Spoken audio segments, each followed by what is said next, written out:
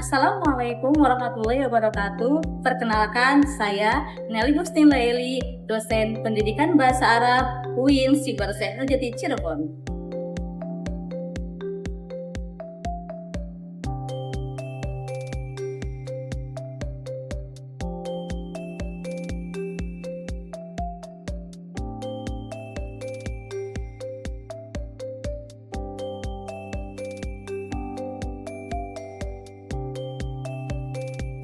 Assalamualaikum warahmatullahi wabarakatuh.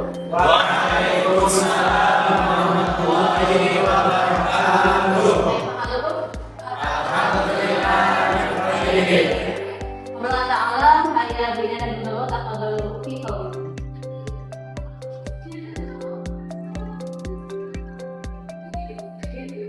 Alas, tapi mana ada tuh hadir?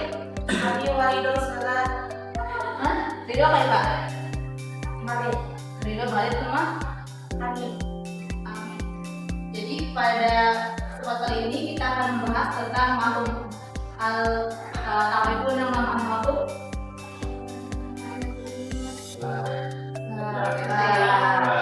al-mafhum buat konsep. Jadi kita sekarang akan membahas tentang konsep tentang fiqhullah.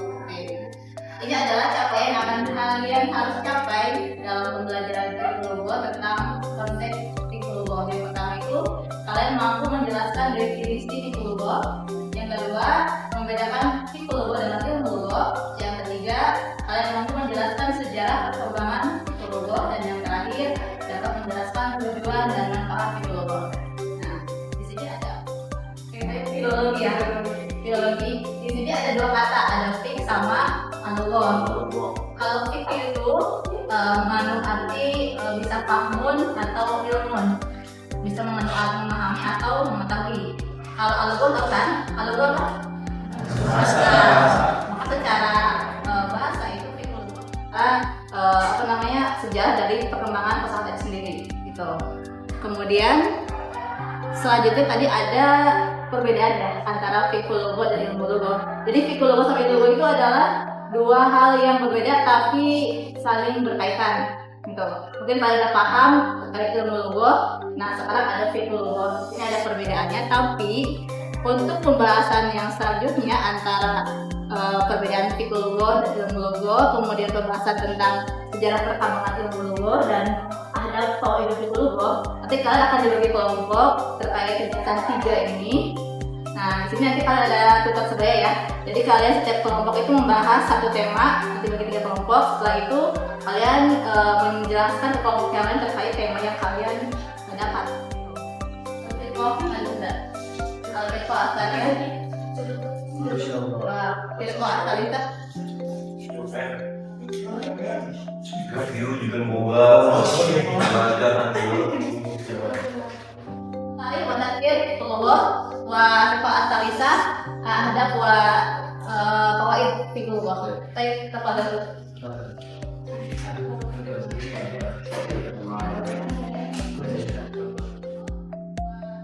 sehingga dengan mempelajari dapat diungkap rahasia-rahasia yang dapat mengetahui.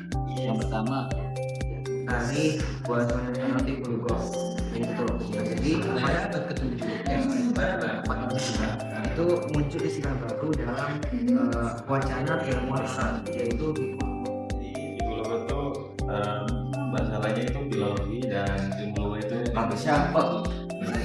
iya jadi gitu kan, benar nggak? Udah diskusinya? Sudah. Sekarang jadi kalian setiap kelompok ada perwakilan 1 orang untuk mengikuti kelompok yang lain menjelaskan terkait tema yang kalian dapat gitu. Kelompok lain boleh bertanya, kalian bisa menjawab pertanyaan kepada yang mempersiapkan dari kelompok yang bagian ini. Ayo tuh. Kalau ini siapa? sekarang Kita sini ya. Kita cuma di sini. Iya, Terus kita rumah. ini kami yang di sana. Kemudian ya Pak Isya sini.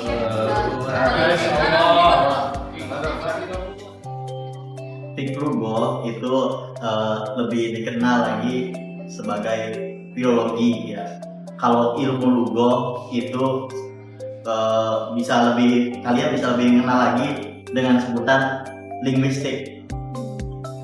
Nah, jadi fikih lugah itu mengandung sejumlah pembahasan penting yang berkaitan dengan bahasa Arab, sehingga dengan mempelajarinya dapat diungkapkan rahasia-rahasia yang terdapat di dalamnya, diantaranya yang pertama bunyi-bunyi dan karakteristik serta terbentuknya kata-kata dan bunyi.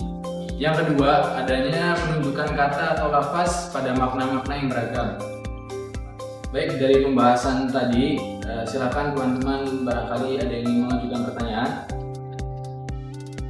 Saya Ustaz, Mangga. tadi kan disebutkan ada rahasia-rahasia ya. Iya.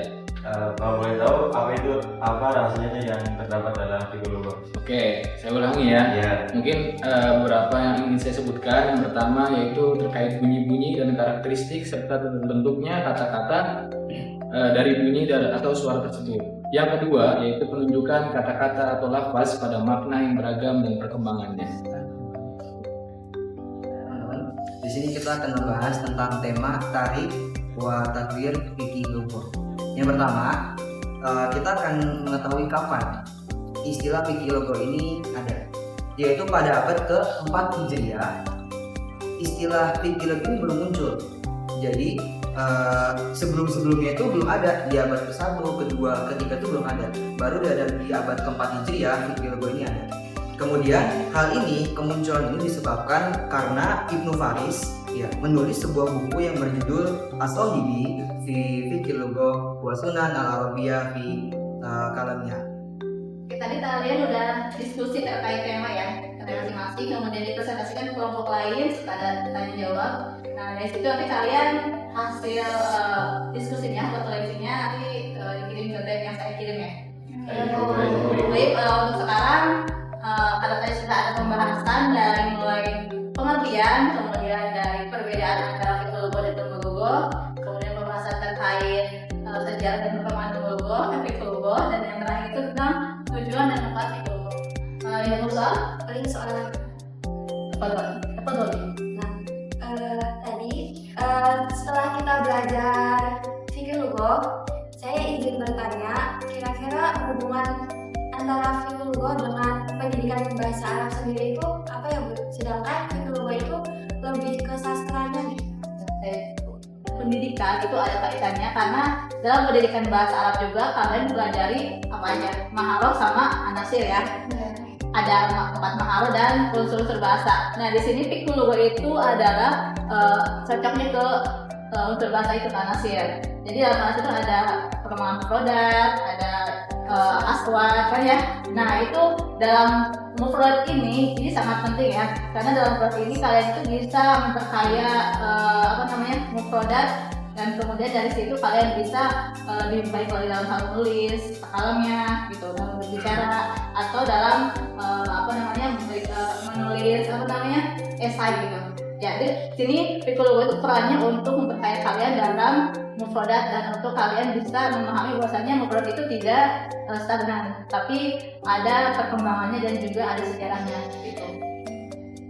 Oke, Pak Itu? Maksud apa?